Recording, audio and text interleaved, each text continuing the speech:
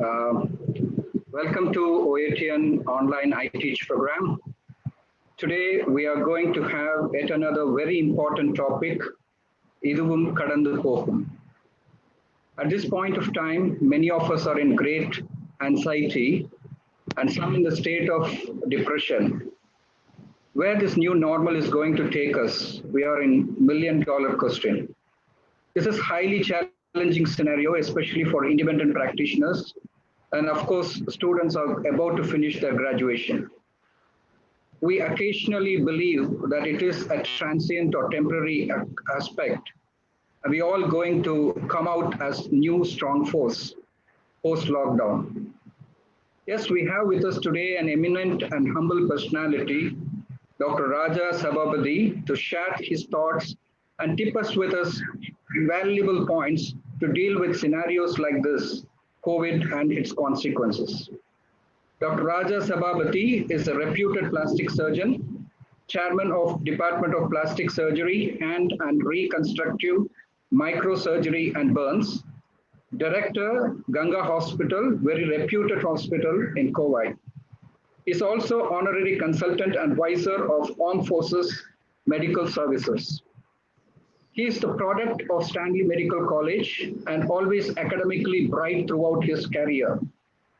He is also author of many scientific books and also a proud owner of more than 120 peer review publications. It will be difficult to share his achievements in this short period. It runs almost 120 pages overall.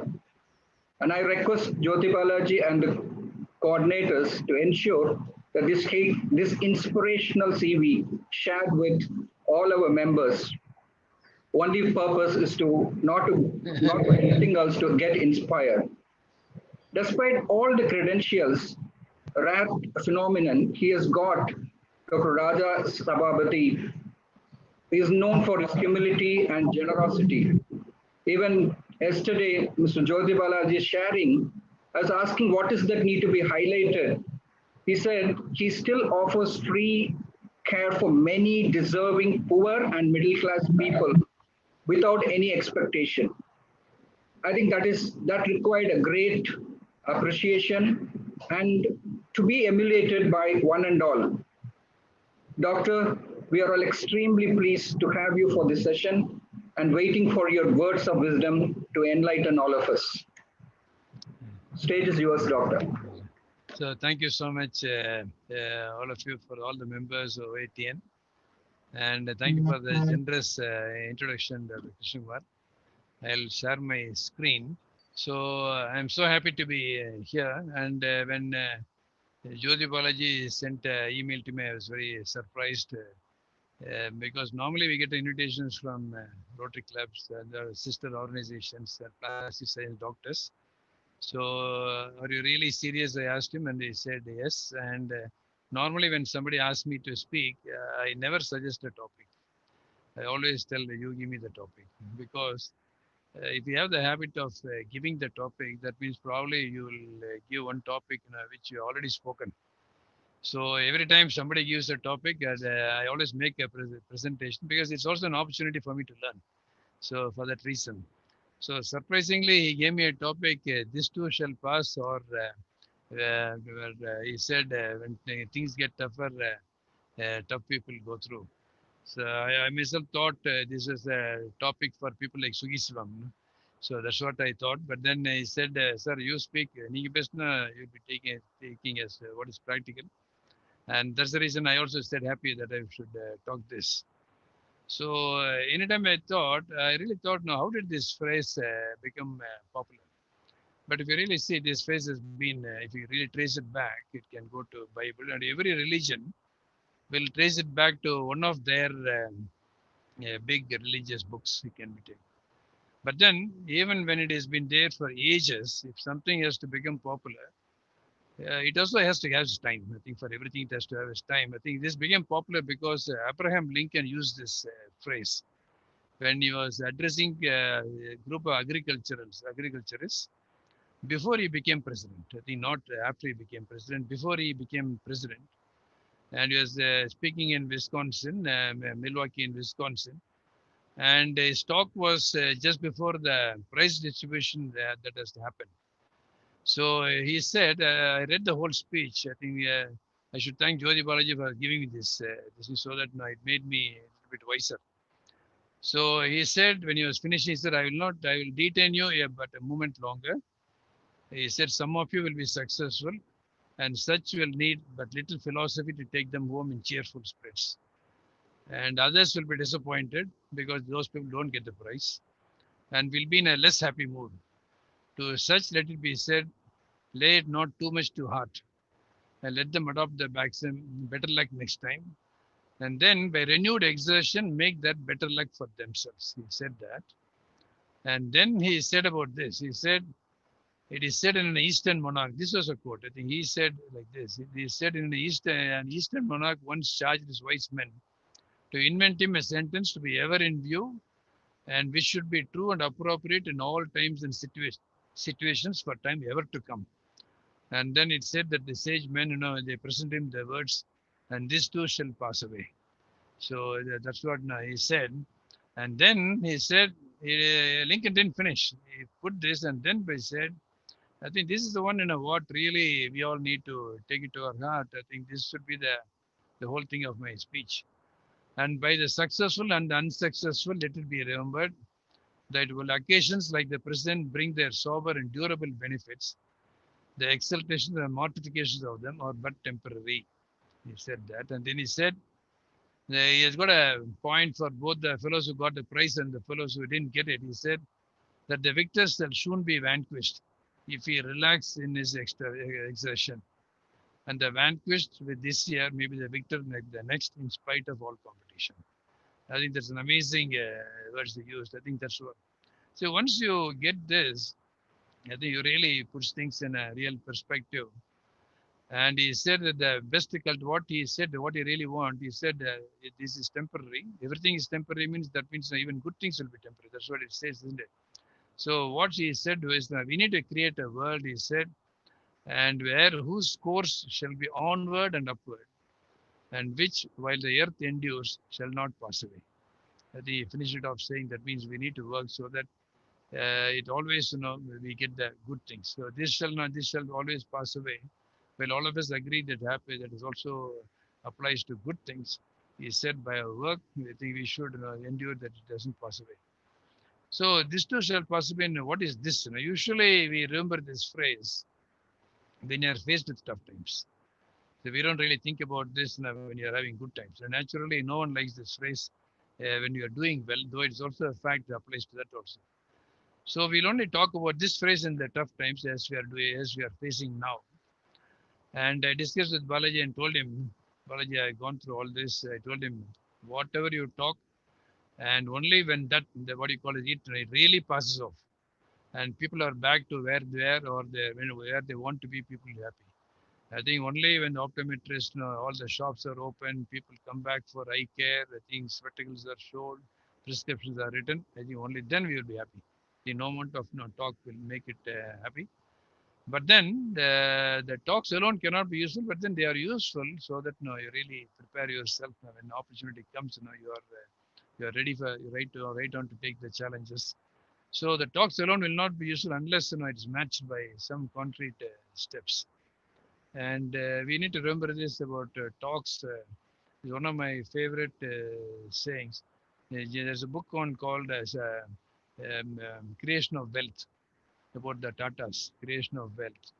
And he has, in that, the author has quoted Jamshedji Tata as saying, and he told about India and Indians. He said, if rhetoric could create wealth, then the roads of India will be paved with gold.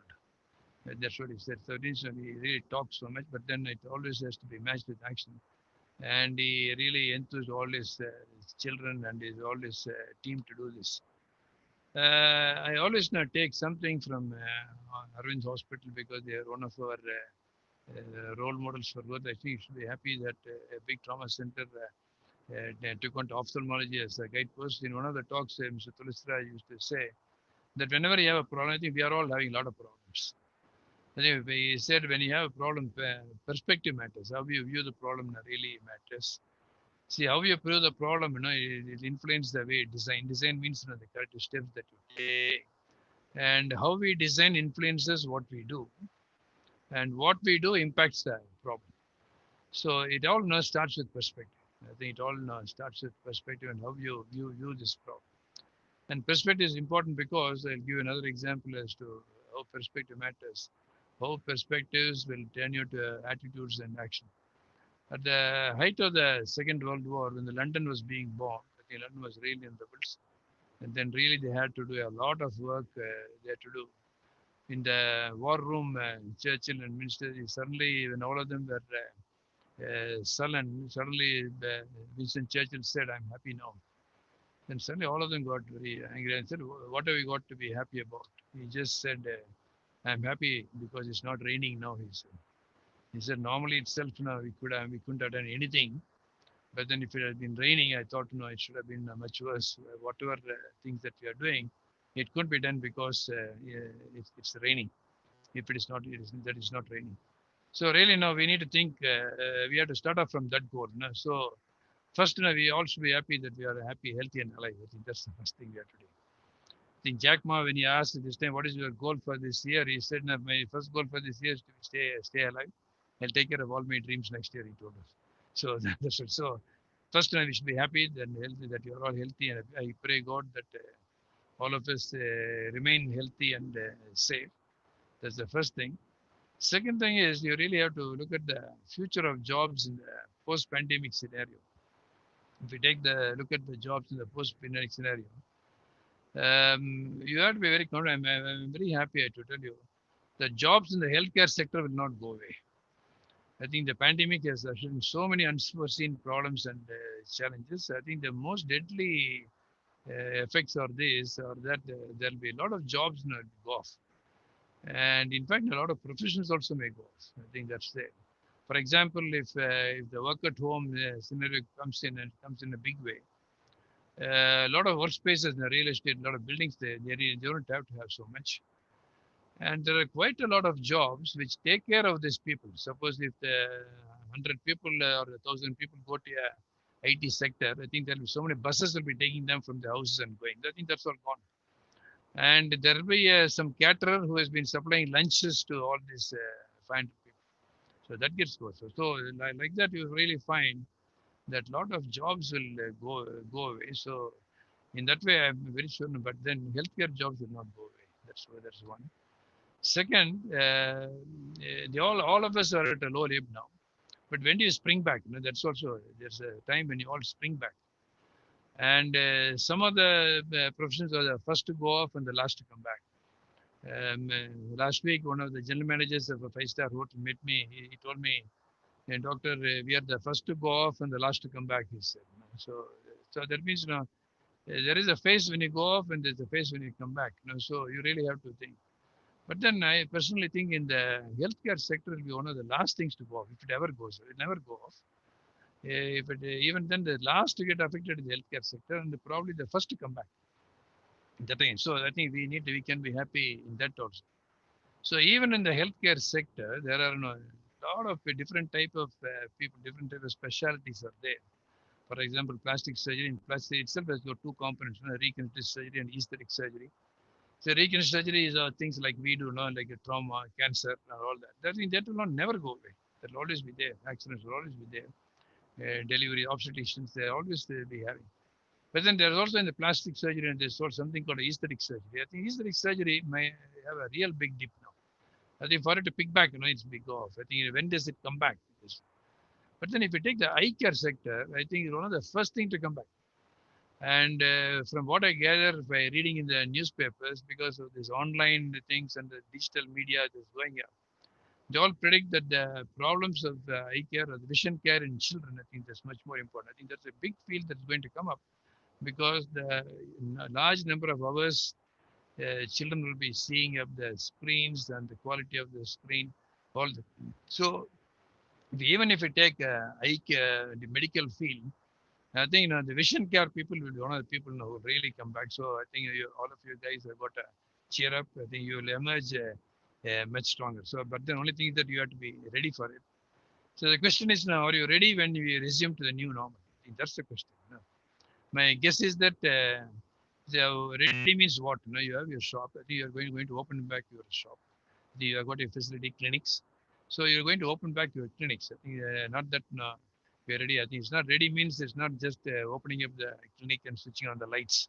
I think that's not getting ready. My guess is that people will be looking for more value for the money they spend. I think that because money again will be in short supply, and they would like to spend it very wisely. I think so. Every small thing that will matter. I think how you take care, how you keep your place clean, how you receive people, how do they talk, how do they everything. I think will be very different. So I'm sure my customer will be king because there'll be a lot of he'll have a lot of choice. So I always tell yeah, there are so many people who could have a finger injury treated. In Coimbatore, there'll be about nearly 100 places now they could have it treated. If someone has to choose you, that means not that now we'll be doing every patient a lot better than others. And I think others also could be equally good. But then if you still have to choose, there's something element called as a service. I think that has to be different. So that that has to be different. There could be cost advantage, there could be quality advantage. But then there's something called a service. I think that must also be efficient. That's the real point. So you need to build trust. I think trust is very important in healthcare. So they'll be looking at safe practices. I think the quality at the last level. I think that's what I would term. I just really was thinking in the afternoon. What do you put this word as now? We need to. They'll be looking for quality at the last, not the level of. If you take a hospital, it's not the quality at my level. I think they'll be looking at the quality of the junior most nurses level. They'll be looking. I think that's why I need to really take care. Sometime back, we had one patient where I was telling them you need to be really be clean, and said no, attendance must be there because we are doing a very major job. Then, so the patient was very bulky, and then after the surgery, he was shifted to the ward. And after that, I think everything went off well. The surgery went off well. I think evening. I told him, I'm sure, I'm very happy things went well. Then the patient came back and I said, I've got a small concern, doctor. Why? The doctor, you told me we had to be very, very, very, very clean. And, so really what happened, doctor, when they shifted the patient, the stretcher boy, because my mother is so bulky, and he just got up on the cot and then lifted it. So I was a little worried whether he has got up on the cot, whether it be affected. I only felt him because I told him so much, they have to be sterility precautions. And then the patient's son, extrapolated it to the next level. So that means I thought, it only means that when you have a very bulky patient, you need to have an extra person to go. So you really have to think like that. I think you have to go to the very last level. You have to. So from the dress of people at work in your clinics, I think everything will matter. To the placement of dustbins, everything will matter. I am very careful about dress. I keep on telling in our institution people can't really know what you're doing inside the operation theater. So they can't really value you with that. But then they always value you by how people talk. If you read the book Infinite Vision, there'll be in one line they'll say, people have got the habit of valuing a thing which they can't see by things which they can see. For example, if you take an airline, how do you say it's a good airline? I think they all say a good airline. And if you are booking your tickets, and the girl at the counter is very nice to you, gives a boarding pass nice to you. But then our job is not. We are not going there to get a nice boarding pass. No, you're not getting that. I think you are flying from. If you are flying from Chennai to London, I think that's the real thing. But then you do not know about the pilot, you do not know about the aircraft. But then still ask him how is a good airline. You said that's a good airline. But how do you value it? No? You are valuing it by the cabin crew. So I always tell them. So I used to put this slide to our doctors who come in. I put a slide like this, and then I said I put a slide like this, and then say, you just imagine the pilot is in Bermudas. One group of one airline which has got pilots come like this, another airline where the pilot comes like this. Of course, he could still be as capable. But then if you ask, everybody asks which airline will you choose, and all of them will say the airline where they've been properly been attacked. I asked them, does it really mean does it really mean the pilot's efficiency? No, but then what really fits how we look. So I think when we go back, I think we really need to think back. People will really value us by a lot of things which we are not really doing.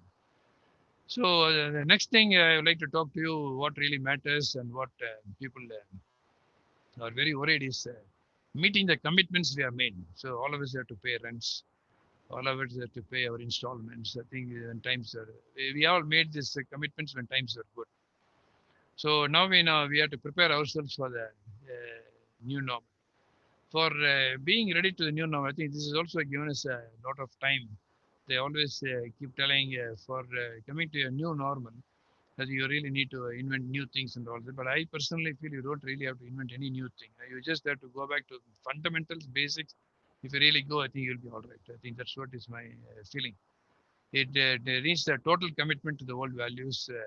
I just think a lot of people tell us. I think a lot of doctors, people taking loans and all this. What this really means is that it's just a wake up call for those. I don't say that we shouldn't take any loans. I didn't say we don't go for progress. But if you have been doing it with adequate this, I don't think anybody will have a problem. It's only for those people who have made commitments which do not yield returns, unnecessary commitments. I think that's what. So I'll give you quite an example. I was trained in the United States, and trained in the United States. I was trained in a very good, number one center of the hand surgery, and there I got a great lesson is to what we should do or what we should not do in this lesson to learn. So that's the place I got trained. One of the teachers was Dr. Sai. He's a Chinese origin of a Taiwan gentleman, a very very good microsurgeon. So he really liked me very much. And 89 I was there with them, and then to say that how good he was, all of you will recognize this gentleman, the first man Armstrong who went on the moon. But many of you will not know after coming back from the moon in a small home accident, he got his finger amputated. So he was flown to Louisville. I think the America chose who will put the finger back, and amputated his finger back, and that is Sai, who put the finger back. So that's the level of his efficiency. So he came to Coimbatore and he saw, I think 1997, he came. That's how we looked, my wife and his wife. And he saw us and all that. He said, I'm very much sure you'll succeed. I think we are just only 6 years after we have started. But you just be careful you don't make any major mistakes. I think in your life you shouldn't do any major mistakes. So I asked him now, what are the major mistakes? He said, never have any affairs. I think all of us agree with that. So that's a major mistake. Okay. And next major mistake, he said, never get addicted to anything. Cigarettes, this thing, anything, you never get addicted to it. The third thing he said was, you will learn a lot of money, you will earn more. But then at that time, when you're earning more, he said, when you start earning more, don't increase your commitments and investments.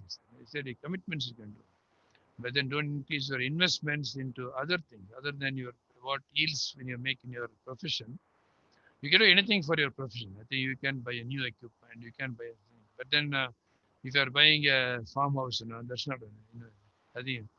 So don't increase your investments thinking that you'll always be earning like that. I think that's the thing that's a great thing. I think if you really see what it really involves now, I think people who really have a big problem or people will be having those problems is that.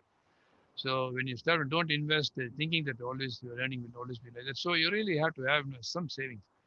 So this is the old value. It's not a new thing. That's yes. I think it was told to me 23 years ago when he came to. So now what we'll do, I think.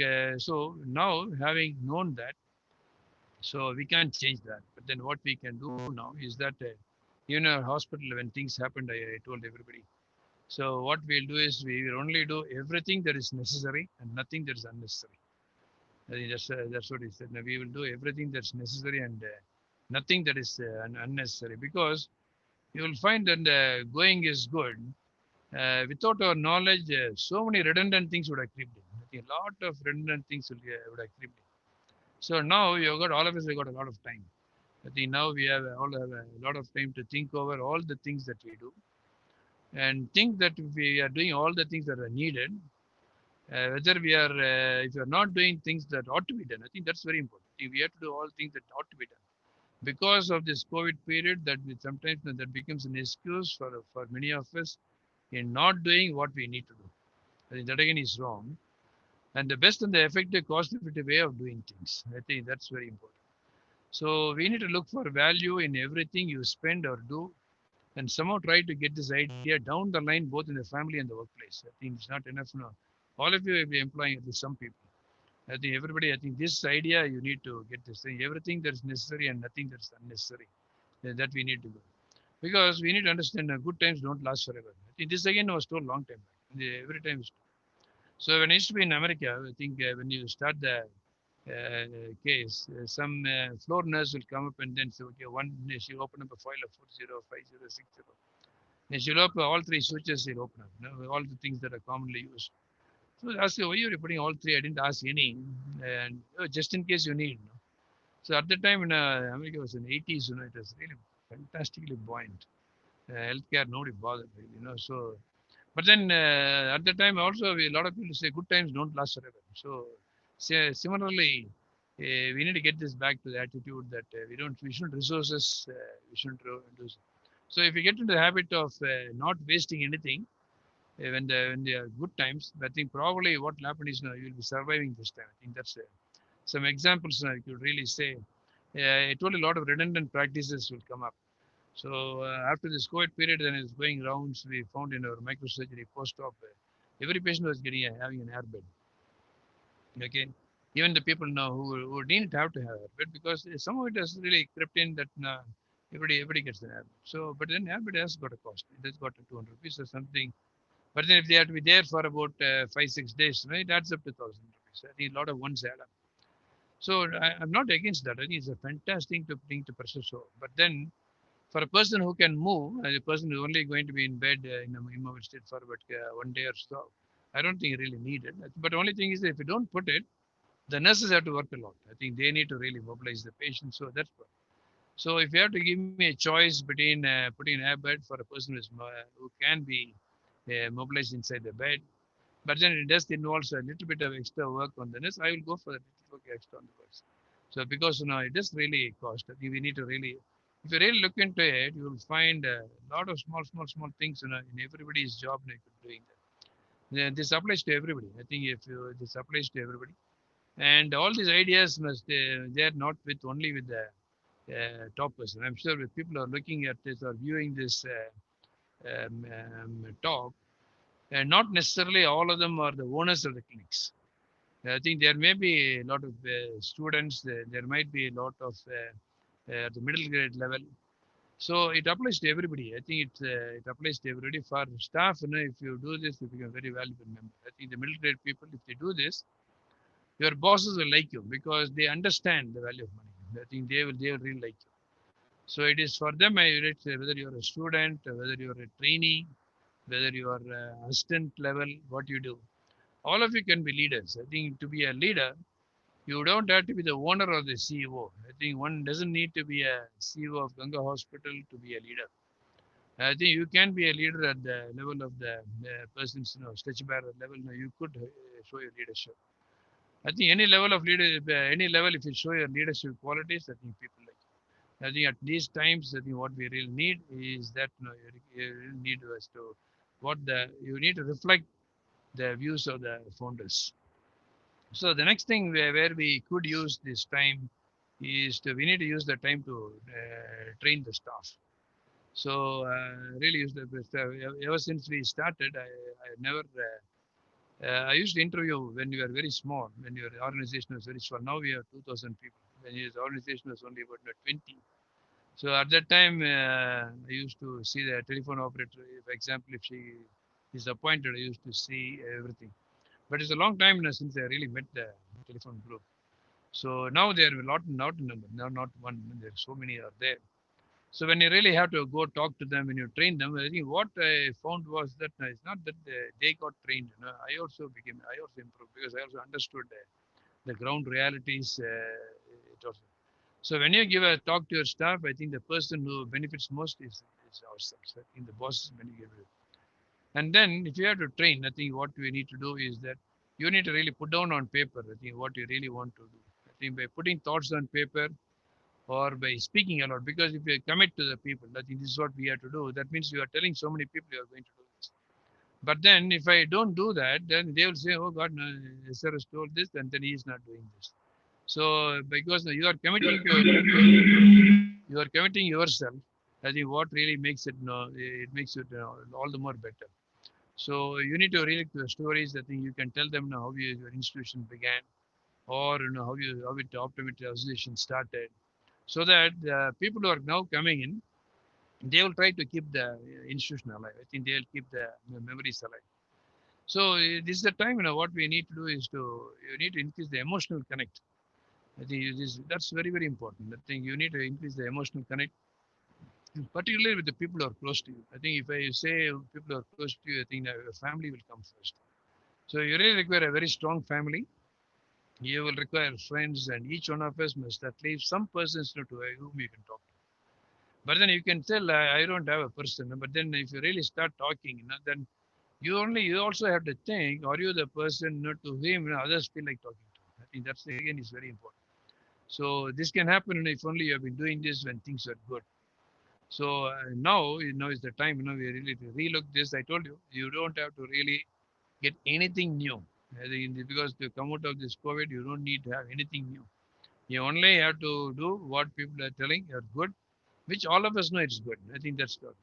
So if you've not been doing this before, at least now we should start doing it now. So when things are good, when things are all right, sometimes it doesn't really matter. It didn't really matter, but now it will really matter. I think what you have to do, you have to share your problems of the workforce with the family.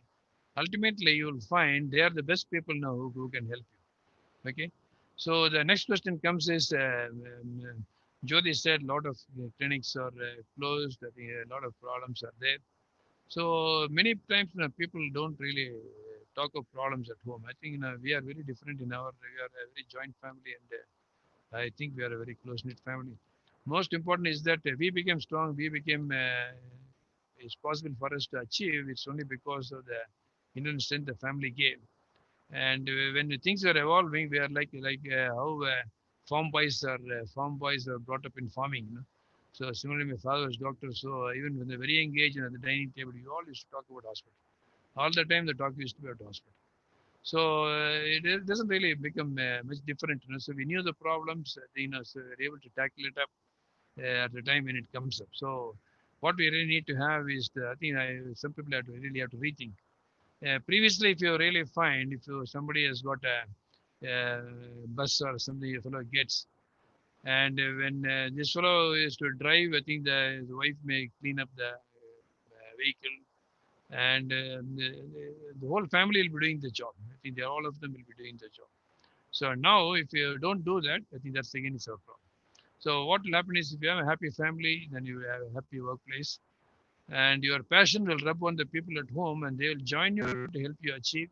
And without them, I'm sure it's not possible to achieve a lot.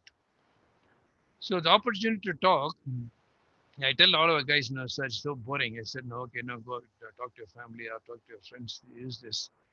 And why I'm telling you is that it's just a matter of time before you don't have time. I think we all think, yeah, a lot of time. I think it's just a matter of time before you don't have time. I'm sure we'll all get busy after a few months. So what we need to do is that we need to make the best of the time that we have. So the opportunity to talk, I told good things don't last forever. Similarly, the opportunity to talk and spend time with family also will not last forever. I think so for that matter, we really need to do this. So the next thing is you need to change gears. You need to equip yourself. I think this is the opportunity to equip yourself. And how do we equip yourself? We need to invest on ourselves. Investing on ourselves means that we need to increase our talent and we increase our knowledge. If you really ask any student, the last time you really read things which you not really need to read, so a long time they would have read. So the same thing applies. I'm thinking optometry also. There are a lot of textbooks and all that. Though you would have been a very experienced person, you have got high degrees and all that. Nothing prevents you from going back and taking back your textbooks and reading. And you will really find that when you do that, the next time you see a patient, you're already a lot better. I'm sure you'll speak a lot better. So what did I try to do? I was supposed to write a book on our Ganga experience. How do you manage trauma reconstructive surgery? That was planned for a long time. That was contracted for a long time. I didn't do it. So I thought that they used this time to do. I think it's half done now. But then writing it was also involved a lot of reading. I think I really think I became better. So whenever I try, because in that areas when I see a next patient, I always feel I'm performing better. I'm talking to them better. I am sure I'm going to produce better outcomes. So establishing protocols now, a lot of things will come up in establishing protocols in the new normal. So they'll say you have to do this, you have to establish. I think this is a nice book. This is a book about it was the CEO of IBM. So IBM, he made the IBM turn around, and the title of the book is "Who Says Elephants Can't Dance." The book was based. They consider everybody felt IBM became an elephant, so that's the reason that they didn't change. I think they predicted IBM will die. I think that was about this book is from about 2 decades back. At the time in which Louis Gersten he brought it back, and the title of the book was "Who Says Elephant Can't Dance." And the best word I liked in that whole book was he said, "If the elephants could dance, the ants have to leave the dance floor." I think that's an amazing sentence. Elephant is so powerful. And then if the elephant has got the flexibility of the newcomer, I think if the is a big company has got the same flexibility as that of a small organization, I think there's nothing to prevent the organization, the big organization, to become bigger. So I think that we need to take it as important, the flexibility. So when you establish protocols, I think this is also a challenge for our institution like ours. When you establish protocols and new practices, you must not lose your advantages. If you ask, what's your advantage of Ganga? I think all of us have to think, I think even if you have to your own company, you need to really think, why do we exist? We have to think, for example, I put our own hospital. Why does Ganga Hospital exist? I think when we started, we said it has existed because to provide the best of care for every trauma patient who enters the portals of the institution, irrespective of the time of the day and their affordability. I think we thought we should offer them the exact care, whether it is a Sunday morning or a Wednesday morning. So if to do that, it requires a lot of stuff. And to also give it to a person who is affordable, not affordable. I think that again requires a lot of. So that was our motto. Avoid is it. But then in the process of establishing new protocols, anything that you do, you only always have to think, whether it cuts down on this. I think whether it hits it. But then if it hits that, no, you shouldn't do it. I think you shouldn't really do that. This has to be done in matters big and small. It shouldn't be missed. So you really need to think, when you started your clinic, all of you have to go back and think, when you started an institution, when you were small, when you were young, I think when you started it, what is your idea? I think none of us start any institution thinking to fail. And none of us start any institution being greedy. None of us will start any institution thinking that we should achieve excellence. All of us think that. But then we should never forget that core. So in any protocols that you put in, and you always have to think that whether we are able to miss that. I think I can give a lot of examples for that, but then for positive time, I will miss it and then gone. So being efficient, being in a good frame of mind when you have less work is important. So that's the next point I would like to talk as to. Now all of us have got less work. So if you for this, I think nobody can help you. You only have to help yourself because you need to firmly believe that this too shall pass. Okay, I firmly believe this laws will pass because so when in the lockdown, there is only 3 days for the lockdown. When they put the first time, I was very worried. So I thought I had to do a lot of things to do. I think only 3 days. I think I had to go. I had to be busy. So I thought I should do a lot more work. So in the last final phase of lockdown, I was working much more. So then what will happen is, then you'll have a feeling of a sense of urgency that so many things have to be done before the lockdown is lifted. And if you run backwards, if you or you do planning in reverse, you will find that already you're too late. So that means you really need to do a lot of work. If you think that you have to read some things and all that, and if you think there's not much of time, you should do that. So this again, I'll take another point in the same book.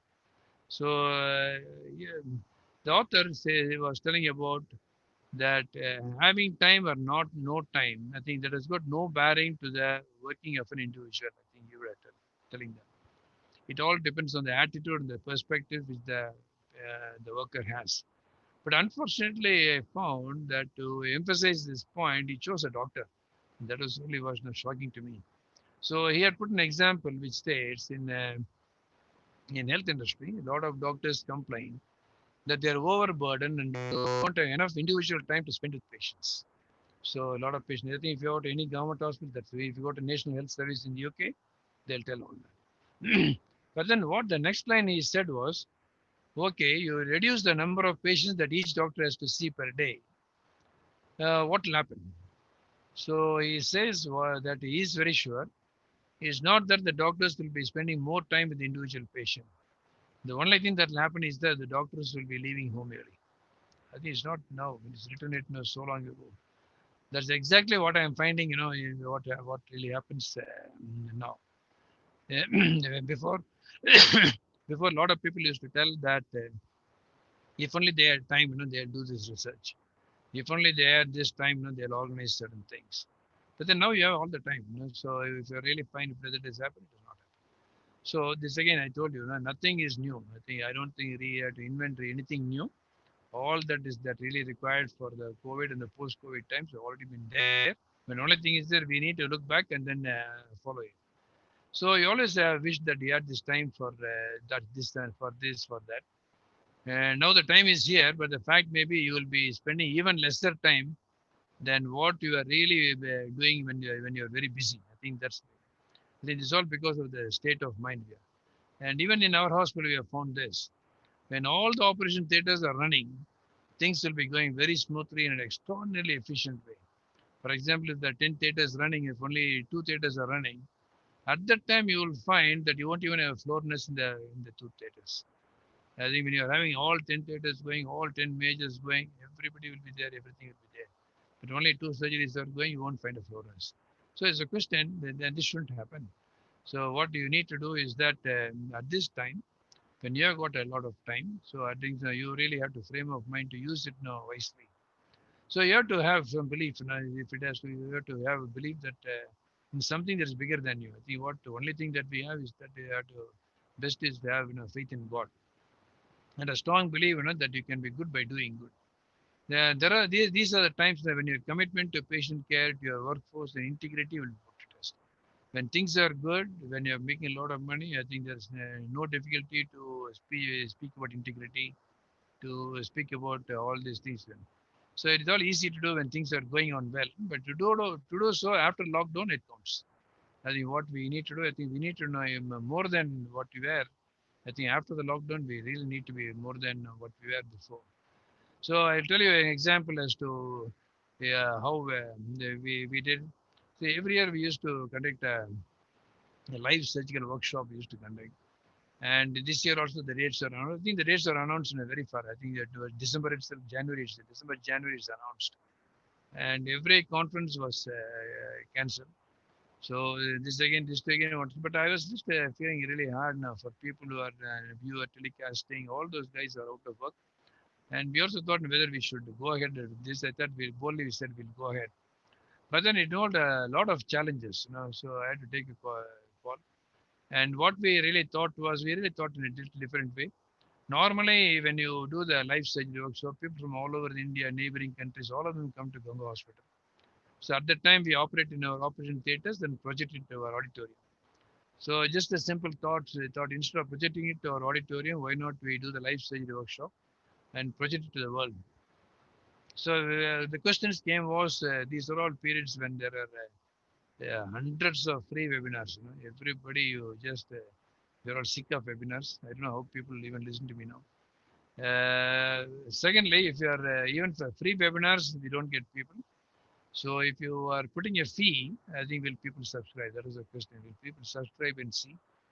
And will you get patients during the lockdown to work? And how will we streaming to long periods of time? It's not from one hospital to another hospital.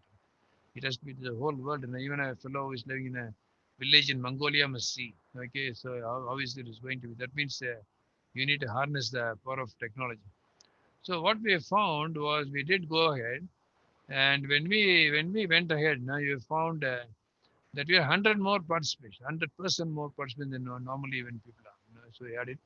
And what we had was, what we did was, instead of the usual fees, we reduced it. This for the surgeons, this is for the trainees. And we had 22 live surgeries, 20 hours of telecast, and free. But then it's also for free or highly subsidized to the patients, because we need to really have the patients to come. And then later on, we found even for Microsoft, it is the first time they ever done this. It's for such a live streaming for such a high quality live streaming for 22 surgeries for 20 hours. So people continue to register, and we said we'll keep it open for one more week, I think till tomorrow. We said we'll keep. So what really happened was this became a big success. A lot of people heard it was good. So we had people registering for the conference after the conference was over. I think that was a new thing to us. So because we kept it, that we'll keep it open for one more week. So people who heard that it was good, people from abroad, everywhere, they started even registering for conference even after the conference was over, because they could really see it now. So, but then the effort that was needed was enormous. I think effort that was needed was enormous, and the teamwork and attention to detail was really required. And I told you an example of Tata. I'm a great lover of Tata Group because what they achieved. And J.R.D. Tata, he said, I know that aiming at perfection has its own drawbacks. So keeping on, people may call you nagging. It makes you to go into details that you can avoid, but that is only the way to you can achieve excellence. So in that case, being finicky is essential. I think you don't have to feel shy that you are finicky, you are attention detail, you are nagging. I don't care. So, but then if you do this, what really happens was the patients benefited because it was free to them. And a lot of people who are involved in the industry benefited because they are not having much work. And we also benefited because we did them. So everything benefit, everybody was attention. So at this stage of time, when what is required is to you have to really think this will pass, and you really need to believe in it. And maintaining equanimity and poise during this period of stress is very important. I think equanimity or poise at this stage, what it really means is that it really means the same thing. I told you, this too shall pass. I think you will find it in every religion. If I found it in Hinduism, I found it in Bible, and Buddhism also is there. What it says is the steady is the steady conscious realization of reality's conscience. So what it is today, I think you have to understand it's going to be transient. So I think this it's not putting it in a different way. I think same thing is put in different bottles, in different shades, in different types of words that has been put in. So what we have to do is, I think it's a great opportune moment to convert, and we need to be more energetic. I think all of us need to work. I think if you are going to work at you normally used to go at 8 o'clock or 9 o'clock. I think you need to get up, put on your dress. I think you can't be sleepy. I think you have to think even if you are going to be in the house. I think you need to dress up like as if you are going to the hospital or your clinic, and then sit down, and then you feel then you'll do a little more work. So I think you need to do that. I think you need to get back. You need to have a conscious effort to get back. Then what we could do, I think you will really find you could convert these challenges to very meaningful opportunities. And there may be a lot of hidden blessings also. A lot of hidden blessings. So many of you may not be walking at all. So you may be doing some taking a lot of physical exercise you could do. Reading you would have never read that you could do. But then you also think, when we say this too shall pass away, and you also realize these blessings also will be temporary. I think that's what it is. So I finish off with the same words, what I told before, what Lincoln said. What we need to remember is that we need to create a course that is upward and onward and upward. Because we are very sure these everything, even good things don't last. But then we need to get to good things, and once we get to good things, we need to continuously create a course that is onward and upward, and to know that we are the people who will make the world for ourselves. I think that's the thing which I like to say. So thank you so much for the opportunity, and I do hope when COVID finishes, I think all of us will emerge stronger, bigger, and I think we'll be doing a lot more work to our patients and what you're committed to do. Thank you so much.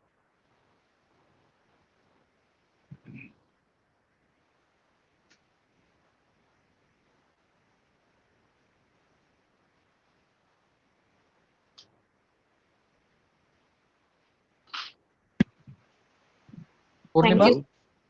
Oh, Thank you, sir. It was a wonderful presentation. We have one or two questions on YouTube from our viewers. Yeah. So we have a question from one of our senior members from Coimbatore again, Mr. Arul. How do you foresee success or bringing dream into reality? Can you please share your personal experience, sir? Yeah, I think I can give another talk on this. Yeah. Now, the question is, dream to reality. This is frequently asked, what you really need to do. The first step to make it anything reality is you must really know what your dream is. I asked certainly personally what you would like to be when you are 50. Okay, you ask a person who is joining you, or they'll all be blinking. They won't have really anything. So what I will say, Arul, I'm sure now you have got a lot of dreams. See, if you have to make the dream come true, you need to write your dream. I think you need to put your thoughts to paper. That's the most difficult thing to do. Okay, so you want to achieve things. And every dream, must have a timeline. It's not like a dream. You have to say, okay, I would like to be the president of the Optometric Association of Tamil Nandbargal. I think if that is your dream, and then you put a year. Okay, okay, I don't know how old you are. So if you are going to president, if you are young, I presume if you are a young person, okay, but a senior member. So if somebody has to be the president in 2025, they must be a vice president in 23, isn't it? I think they have to be some secretary in 22, okay, and they have to be an executive committee in 20. Then you'll find that already you're late. You will be late. So I think for everything, you first write it down. And once you write it and then you put a timeline to it and then work backwards. Okay, I'm 100% sure it's possible. So you may ask me whether we did it when we created Ganga Hospital. Yes, we did it. So when I got into the plane and from coming back from London to last leg, London to Chennai, I took a paper and wrote. I wrote it on three headings. We wrote, okay, what you do it in professionally, and what you do it in academically, and what you do socially. Okay, we do it, and you can write anything you like, because you're not going to show it to anybody. You are only going to keep it. No, don't feel shy. Okay, you can write anything you like, and then work backwards. Okay, you think you need a Mercedes Benz, and at least 3 years before you need to have a Skoda. No, otherwise you can't be driving in a Maruti 800 and think the next year will be. So if you really put it backwards, I think it will be true. So the answer to the question is writing down your dream with the time. Thank you, sir. Yeah. So as of now, that is the only question that is there on the chat box. I think everybody's having clarity with your talk. Yeah. So any questions from the panel members here? when we hear the talks like this, Yeah. we are rejuvenated, and I really agree. But after some time or some days after that, again we are going down. Is it due to pandemic or age processing? No, sir. What you need to have, sir, you need to have a second shot, sir. So what you do? So, so one of the other things, sir, is that we can read a lot of books, sir. Now it's always said, no, it's all the how you are depends on the company you keep. So now we are easy to keep good company. So you want to keep company with Satya Nadella, no? Microsoft head, you can read his book, hit refresh, you read his book. That means you are in their thought. So what you really need to do is that one. And second, you need to talk to somebody. So you need to have some friends with whom you can talk. And those people must be either be in your workplace or at family. That's very important. You can't be talking to a fellow in WhatsApp. That's a terrible waste of time. So you could be talking to a person who is directly related to you in your work. That means that you'll be inspiring him and he'll get better, and you see he's getting better, then you'll get better. So I think that's the way I think it goes. Thank you, sir. Doctor, I have one. Yeah, please, sir. Yeah, I think fundamentally with this COVID and post-COVID, the fear which most of us talk, whether it is an independent practitioner or a student in is a college environment, education institute, a concern about the present precautionary measure will, if it is going to be continued, what will be the impact on the system? Because in a situation where I would have seen 40 patients in a day, with the precautionary measure, I might not see that much. Maybe it will be because of the patients themselves, or it's because of my procedure or my precautions measures which I take. How do you see this one? How do you see that we should really cope up with it if it is going to be a new normal? I understand that you said there is no new normal going to be. No, the new normal will be there. So again, the title of the talk will be the answer for it. Now, these two will pass away. I can only draw some parallels. So when we had HIV coming in, so we are all operating emergencies. No, HIV, hepatitis B. So when we started in 90s, now we never checked them. So hepatitis B, we never checked them. We are operating everybody. So when these were started, then there was a big scare. No, HIV scare. So to operate, not operate, to test or not to test. But then now, even our stretcher boy doesn't bother about HIV. Okay, and if it's there, means we all know what to do. It just goes off like just yet another case. So I personally feel this will go away. The next question is when it will go away. I think if one vaccine is found, it will go away. I think it's not too far. I think maybe some people may say it's 3 months or 6 months rather. If it doesn't come in 6 months, it will come in 9 months. That's it. So it will go away. So once the vaccine is found, the confidence levels will go up again, and more number of people will get immunized. So I think it will be reached back. It will be all right. I think one out of portion I would like to ask, because the conference which you conducted, I think you had that bravery, which we missed actually. We are supposed to have a big conference in August, but we took a decision that we will defer it. But you took a stride. Now, I would like to know what are the great preparation you have, and what are the learning you had out of it, and what is the new learning out of this big exercise you did? So one thing was sometimes ignorance is bliss, no sir. So I never knew that streaming is so difficult. But yeah, people ask, I'm not a great buff in technology.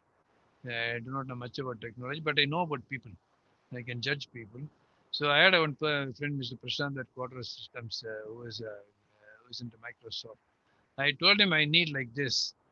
Okay, it will be a very high definition streaming, and it will be streamed continuously, and it will be seen live every part of the world. One. And second, I told him that one fellow can't subscribe and 100 people to see. Again, it's not fair, I think, because but then we'll bring down the delegate fees. 2,000 rupees is nothing for 20 hours of live surgery. It's not operating on cadavers. It's not edited videos.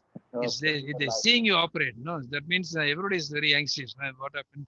Then we also require a lot of preparation. We shouldn't do mistakes because the whole world is watching you. No? So I believed that it's quite possible that each one can be given. I told him everyone must have a password, and this thing they should only be able to see. And the next thing I thought was, if you are putting it in Singapore, you are doing it in different time zones, that he might have to go for lunch, he might have to go to hospital. So at any time he can stop, and then anytime he should be able to resume. Okay, we said yes, that again is possible. And we said that if your fellow is in the United States, Argentina, that means exactly 12 hours difference. So that means we can make him wake up in the night. So we said that he can wake up the next day and start the conference. So I said that they said that again is possible. And for those people who missed it, we said we'll keep it for one more week after the conference. Okay, so people can come back and see. So everything. So my only thing was I only thought good for the viewer. I never thought about technology. I never thought about money. I only thought about value for the customer. So I think if you really see this one, it's very nice saying. And then we work backwards. So if we do this, I thought people will value it. Then we went on. When we went backwards, then I said, how do we get patients during this time? We said we chose all complex patients. Now, a lot of complex patients are there who can't just afford. So we said we'll all do. Anybody who comes and we'll do. What do we do with the money we collect in this conference? The delegate fees. No profit. Give back to the patients. So we said all patients who we do operation, we'll do either free or whatever they afford, we'll do. If they don't afford, we'll still we do free. So then we had no real complex patients we had. Okay, which was real viewers also it was good. So if you really see, we work backwards.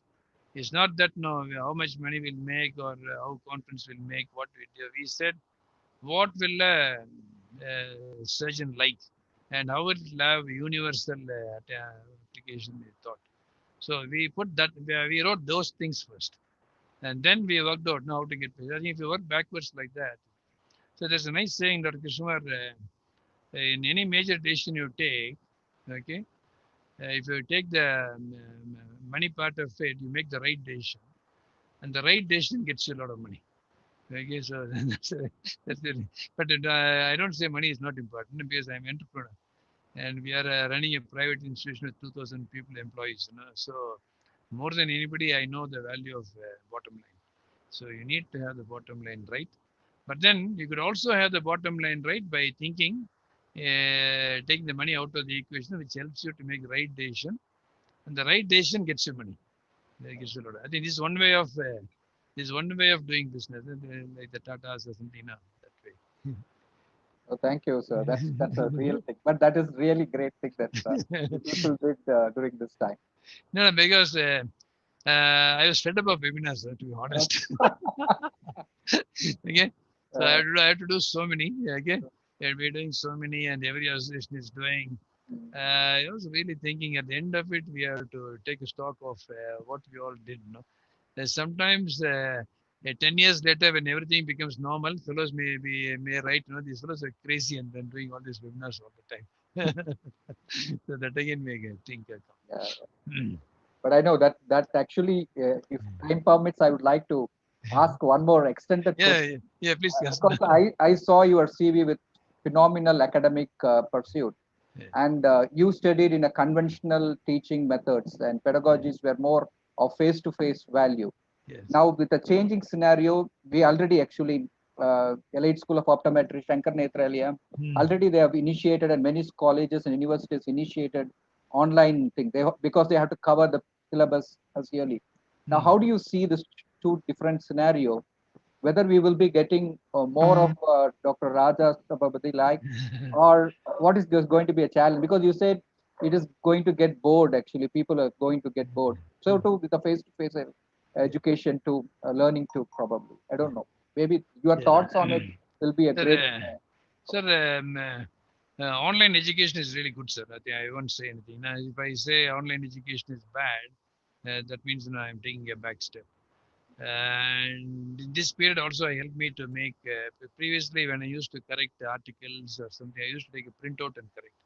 Now I know how to correct it with all the online, everything. I'm very good now. That's good. So technology is bound to stay.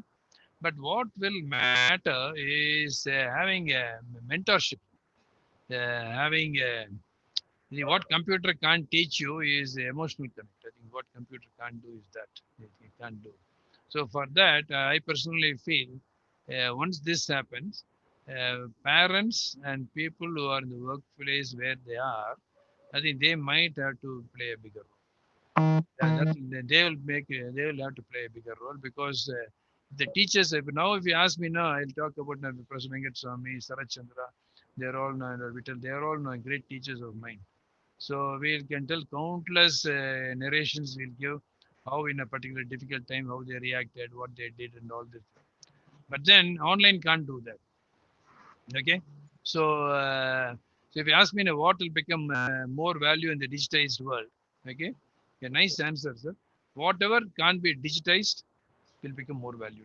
So what will become more value in this world hereafter is whatever which cannot be digitized will become more value. So that sums it very nicely.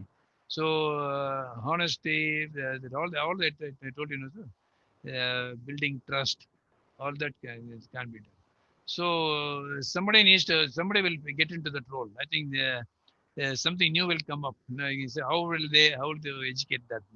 So those things will become more valuable. Thank you, sir. Thank you. Thank you. Sir, so any more questions? I think ask, sir. I'm happy to answer. Thank you. I think I will be in touch with you. Yes, sure. Thank you, sir.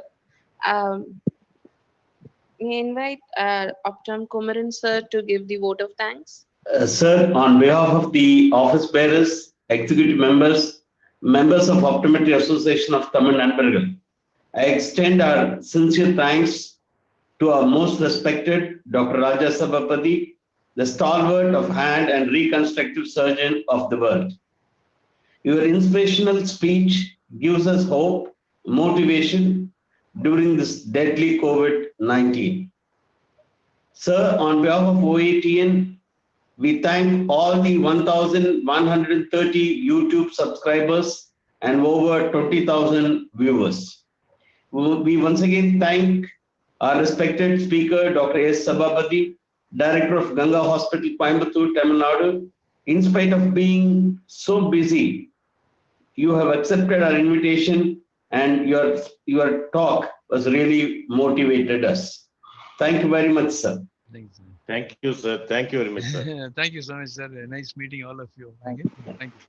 Thank you, sir. Thank you. Thank you, Dr. Purnima.